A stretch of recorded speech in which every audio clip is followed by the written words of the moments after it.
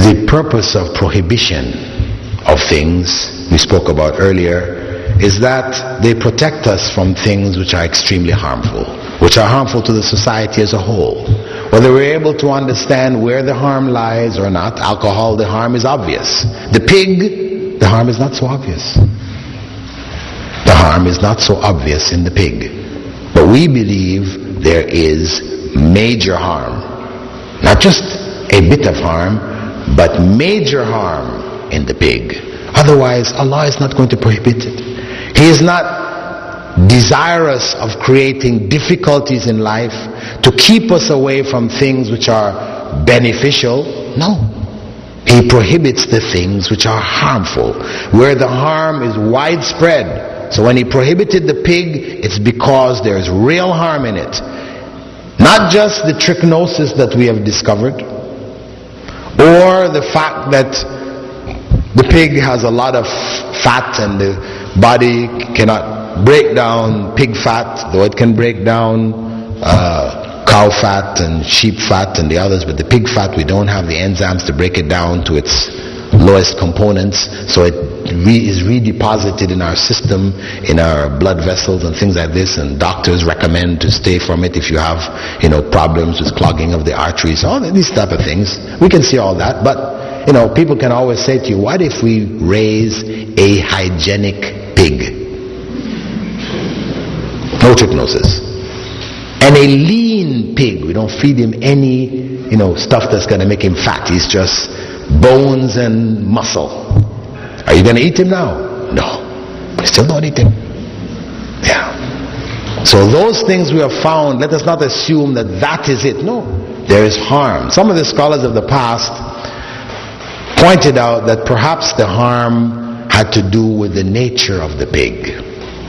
When we look at the animals that are prohibited to us to eat, from eating, we see that in general there are animals which are carnivores.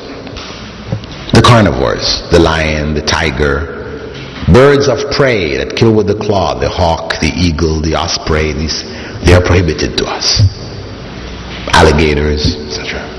The sea is different.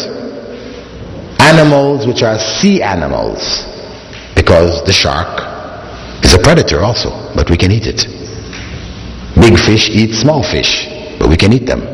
So the ruling concerning the sea is different from the ruling for the land animals, right? These are the land animals, the birds, these are the forbidden animals. Perhaps this has to do with the nature of these animals, that their nature is a violent nature. When you observe the cow and the sheep and the goats, when they eat their vegetable matter, very chewing the cud, this is just calm type animals.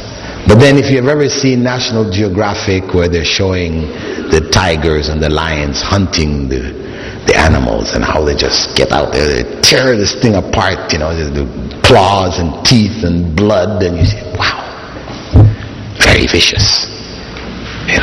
Not that they're deliberately thinking, hey, I'm going to be vicious today. That's just how they are. That's their nature, to eat in that way. And that's why you read about cases every year, every so often. These movie actors, they like to get these exotic pets. They buy a black panther or whatever, and you see them walking down the street with their panther or whatever.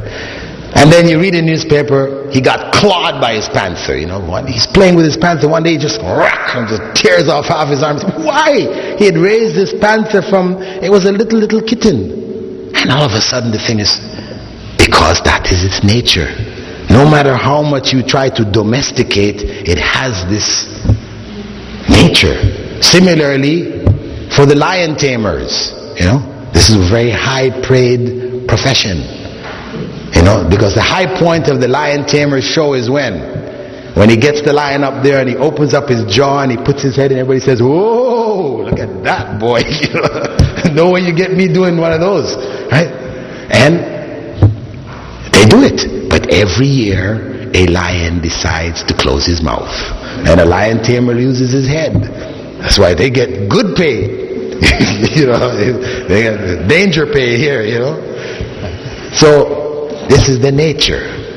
And anybody who has observed the pig, go to a pig farm and observe the pig.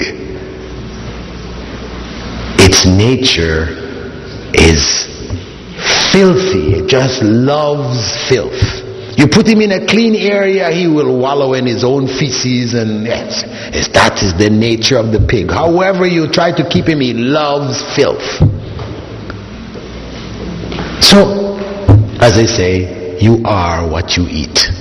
There's a famous German nutritionist, he started that statement, you are what you eat. That's the bottom line. You're eating the pig, you're building yourself up with the pig, his enzymes, his protein, his genes, your body's breaking it down and remaking itself. It is affecting you. It is affecting you. Allah knows. This could very well be the essence of it. Now some people say, hey, the pig, why did Allah make the pig then? And of course Muslims, people who are raised as Muslims, who have lived lives as practicing Muslims, who have never eaten the pig, in their mind, the pig must be nasty tasting. Well, to be honest, I was raised a non-Muslim, and my parents used to cook up pork, and it tasted good. It didn't taste bad, it tasted nice, and that's why it's popular. So it's not about it being nasty tasting. No, not at all. So the people ask, well then why did Allah forbid it? If we discount this other element, right, of you being what you eat and all the other things, right? We say, hey, observe the pig. The pig is a garbage disposal unit, a living one. You got garbage, filth, whatever the pigs goes, they clean it up for you. So that's his job, that's his role. And you don't have to eat everything Allah made. Do we eat flies? People could argue, why don't we eat the fly? We don't have to eat the fly. He has a job, he does his job, he's very important. Some kids ask, why did Allah make the fly? It's so nasty. Well, the fly has an important role. If we didn't have flies that lay their eggs in animal matter, and then the maggots come out and chew it up and break it down, we would be up to our necks in carcasses and things like that, because it won't break down without them. They play a major role in keeping our societies clean. They have a role. We don't go eating them. We don't have to eat them. We see what their job is, and common sense tells us we don't have to eat it. We don't eat it. Technically speaking, if you wanted to eat a fly, nobody could say it's haram. You realize that, right? I'll just clarify that in case you wanted to people who eat flies, right? I'm saying technically speaking, though I wouldn't want to eat it and I wouldn't recommend it, if you did choose to eat flies, it's halal. But we don't eat it. Okay?